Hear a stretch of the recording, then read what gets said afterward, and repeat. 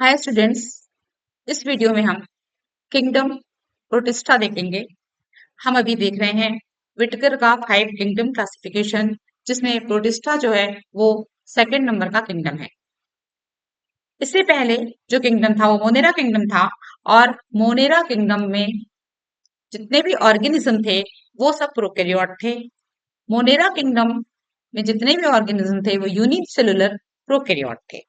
लेकिन जो नेक्स्ट हमारा किंगडम है वो है प्रोटिस्टा, और किंगडम प्रोटिस्टा में जितने भी ऑर्गेनिज्म हैं वो सिंगल सेल्ड हैं, यूनिसेलुलर हैं। लेकिन यूनिसेलुलर होते हुए भी ये हैं यूकेरियोट। तो प्रो मोनेरा प्रोकैरियोट और प्रोटिस्टा जो है वो यूकेरियोट यूनिसेलुलर।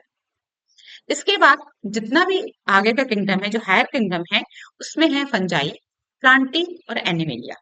ये सभी यूकेरियोट हैं, लेकिन ये सभी यूकेरियोट के साथ साथ मल्टीसेलुलर हैं। यहाँ पर आप देखिए कि जो किंगडम प्रोटिस्टा है, ये किंगडम मोनेरा जो कि प्रोकैरियोट है उसके बीच में और मल्टीसेलुलर यूकेरियोट के बीच में एक कनेक्टिंग लिंक के समान काम करता है।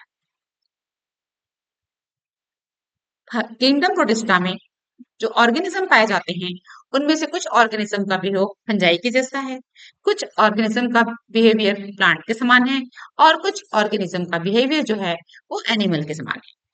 इसमें आपको समझ में आ ही रहा होगा कि जो प्लांट के समान होंगे वो फोटोसिंथेटिक होंगे, जो फंजाई के समान होंगे वो सेप्रोफाइटिक होंगे, और जो एनिमल के समान होंगे वो हेट्रोट्रॉपिक होंगे। इस प्रकार से जो किंगडम प्रोटिस्टा है वो प्रोकैरियोट किंगडम मोनेरा और मल्टीसेलुलर यूकेरियोट हायर ऑर्गेनिज्म के बीच में कनेक्टिंग लिंक के समान काम करता है। किंगडम प्रोटिस्टा को 4 फाइलम में डिवाइड किया गया है। इस 4 फाइलम में जो फर्स्ट फाइलम है वो है क्रिसोफाइट, फिर है डायनोफ्लेजेलेट, यूग्लिनॉइड। यहाँ पर एक चीज छूट गया है, और वो छूट गया है वो है स्लाइम मोल्ड। यहाँ पर है स्लाइम मोल्ड जो छूट गया है।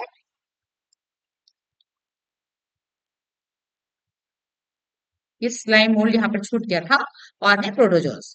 तो इसमें से क्रिसोफाइट, डायनोफ्लेजेलेट और यूग्लिनॉइड ये फोटोसिंथेटिक हैं, ऑटोट्रोपस हैं।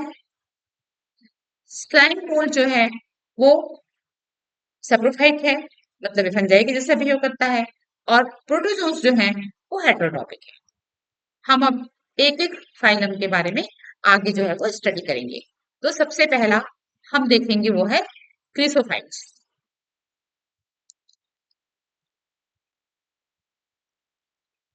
क्रिसोफाइट्स ऑर्गेनिजम्स मैराइन वाटर में पाए जाते हैं, और मैराइन वाटर में पाए जाते हैं, और ये वाटर करंट के साथ साथ फ्लोटिंग करते रहते हैं। इसीलिए क्रिसोफाइट्स को प्लैंकटन भी कहा जाता है, प्लैंकटन भी कहा जाता है। ये फोटोसिंथेटिक है। फोटोसिंथेटिक है मतलब इसमें क्लोरोफिल प्रेजेंट रहेगा। इसका सबसे इंपॉर्टेंट जो ऑर्गेनिज्म है वो है डायटम, और डायटम को और गोल्डन एल्गी। ये दिख रहा है आपको, ये गोल्डन एल्गी देख रहे हैं आप, और ये जो है वो डायटम।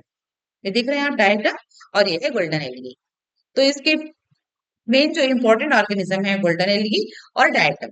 इनमें से जो डायटम होता है वो ओजन का चीफ प्रोड्यूसर है। प्रोड्यूसर मतलब आप चले जाइए इकोलॉजी में, इकोसिस्टम में सन जो है, सन के एनर्जी को जो लेता है और लेकर के फूड मटेरियल बनाता है वो है प्रोड्यूसर।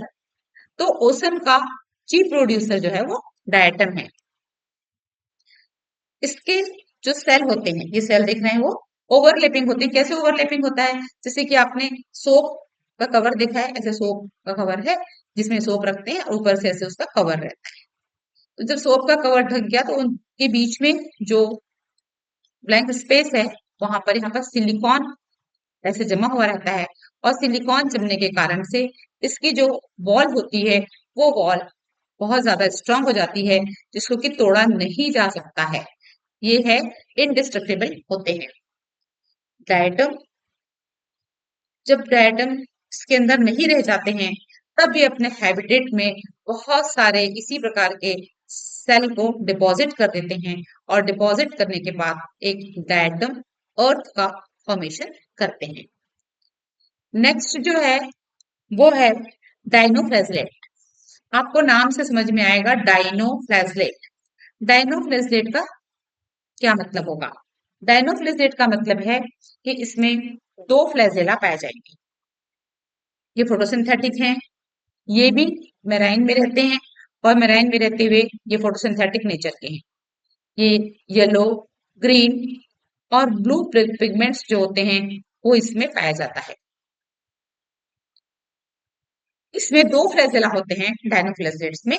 एक फ्लैजेला जो होता है वो ट्रांसवर्स होता है और एक फ्लैजेला जो है वो लॉन्गिट्यूडनल है। जैसे ये है तो एक फ्लैजेला ये है और एक फ्लैजेला जो है वैसे ट्रांसफर होता है। तो दो फ्लैजेला डायनोफ्लैजलेट में पाए जाते हैं। एक रेड डाइनोफ्लैजलेट है जिसको गैनेरेक्सा कहते हैं। ये गैनेरेक्सा बहुत जल्दी जल्दी मल्टीप्लाइड होता है और मल्टीप्लाइड होकर के चूंकि ये रेड कलर का है तो सी का जो करंट है वो वाटर करंट वो रेड कलर का दिखने लगता है। इससे बहुत ज्यादा टॉक्सिक सब्सटेंस रिलीज होते हैं जो मैराइन एनिमल्स के लिए बहुत ज्यादा मैराइन एनिमल्स को किल करते हैं। मोस्टली ये फिश जो होता है, फिश के ऊपर इसका बहुत ही बुरा असर होता है और बहुत सारे जो फिश जो होते हैं उससे डेड हो जाते हैं इसके टॉक्सिक मटेरियल से। नेक्स्ट जो है वो है यूग्लिनॉइड। यूग्लिनॉइड आप इस वर्ड से परिचित हैं, यूग्लिना। यूग्लिना वर्ड से आप परिचित हैं। तो यूग्लिना जो है ये क्या है मैं आपको दिखाती हूँ।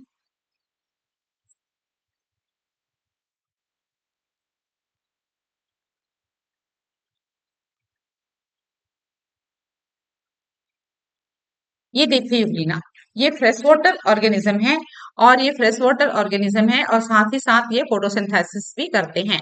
फोटोसिंथेसिस कब करते हैं? जब इनको सनलाइट होता है। यदि सनलाइट नहीं हुआ तो फिर ये हेट्रोटॉपस के समान बिहेव करने लगते हैं। इसका मतलब ये हुआ कि इसमें कुछ करेक्टर जो है वो प्लांट जैसे हैं और कुछ करेक्टर एनिमल के जैसे करेक्टर्स भी इसमें होते हैं। ये हेट्रोटॉपस होते हैं तो ये अपने से स्मॉल ऑर्गेनिज्म को अपना प्रे बनाते हैं।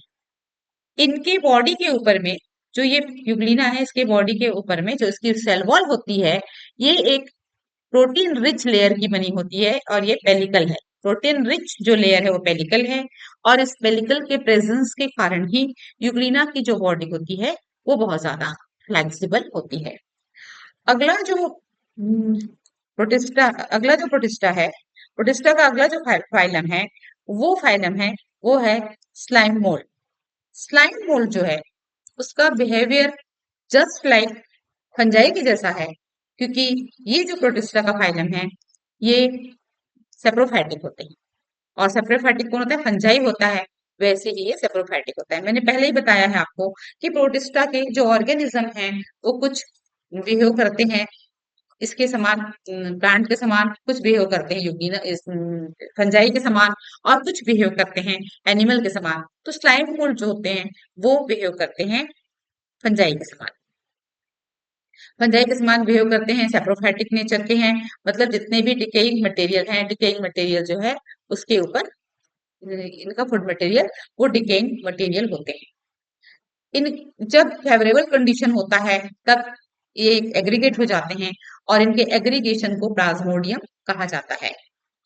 और जब कंडीशन अनफेवरेबल होता है तब ये जो प्लाज्मोडियम होते हैं उसमें छोटे छोटे इस तरह से स्पोर्स बनते हैं और स्पोर्स जो होते हैं ये स्पोर्स ये काफी लंबे समय तक लिविंग स्टेट में रहते हैं अनफेवरेबल कंडीशन में। और जब फेवरेबल कंडीशन होता है तो इसमें से फिर से स्लाइम मोल्ड जो है वो नए स्लाइम मोल्ड से बन जाते हैं।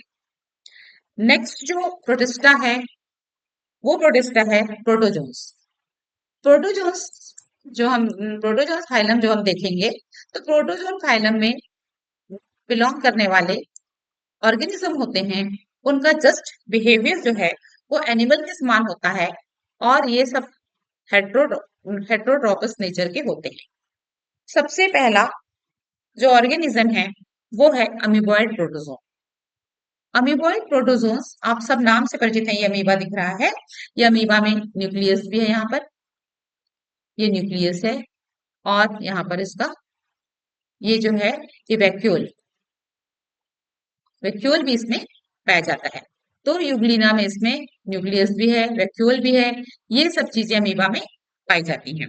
अमीबा में लोकोमोशन के लिए पैरापोडिया पाया जाता है और इस सूडोपोडिया पाया जाता है और इस सूडोपोडिया से इसको सूडोपोडिया को फॉस्फेट कहते हैं। ये दिख रहा है आपको सूडोपोडिया, ये दिख रहा है सूडोपोडिया, ये सूडोपोडिया या फॉस्फेट से ये लोकोमोशन करते हैं और ये प्रे को कैप्चर करने में भी हेल्प करता है।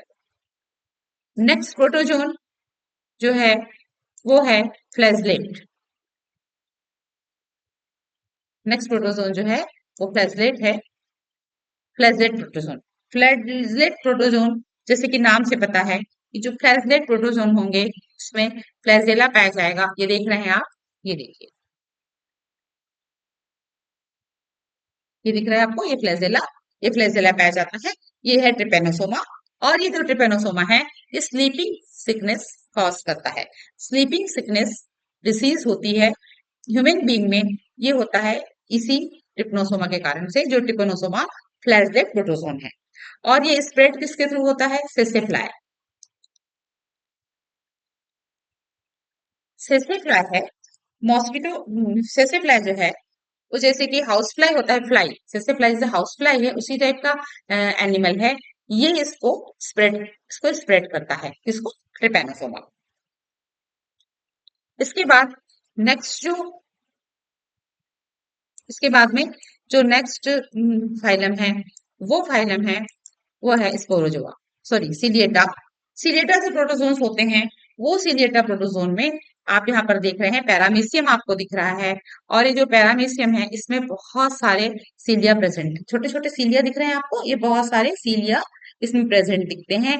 ये जो सीलिया होता है ये सीलिया वाटर करंट के साथ साथ चलते हैं और जिससे कि लोकोमोशन करता है पैरामीशियम। वाटर करंट के साथ ये जो सीलिया है वो इस प्रकार से कोऑर्डिनेशन करते हैं कि फुड मटेरियल जो है ये ऐसे गलेट शेप स्ट्रक्चर बना हुआ है, इस गलेट शेप स्ट्रक्चर जो है ये इसमें चला जाता है। दिख रहा है वो गलेट शेप स्ट्रक्चर?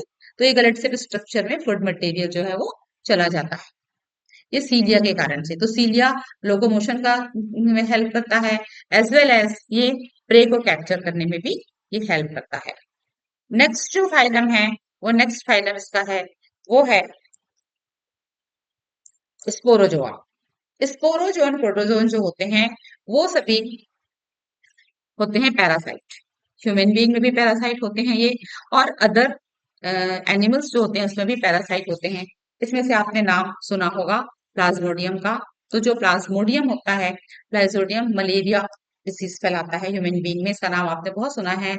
और इसको स्प्रेड करता है मॉस्किटो, इसको मॉस्किटो जो है वो स्प्रेड करता है।